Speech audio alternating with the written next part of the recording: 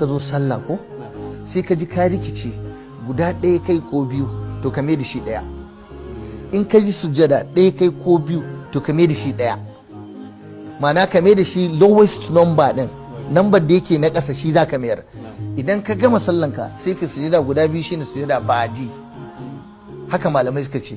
To in kuma ka tambaye ni ka ce to yaya sujjada ba'di yake ya sujjada qabli yake, bari in baka ka'ida ka huta. Duk abin da kai ƙari a sallah, in dai ka yi ƙari a sallah to ka yi sujada ba'di.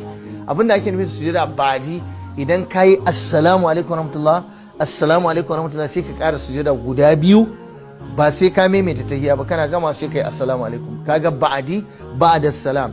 Sai sujada qabli, daga qabla salam ne, shi kuma duk inda ka rage wani abu a sallah, in dai ragewa ka yi to kawai za ka yi sujada qabla salam kafin sallama. Mai abin da ake nufi ka gama tahiyya ka yi addu'a kafin ka ce assalamu alaikum warahmatullah sai ka ƙara sujada Allahu akbar guda ɗaya ka dago, Allahu akbar guda biyu ka dago.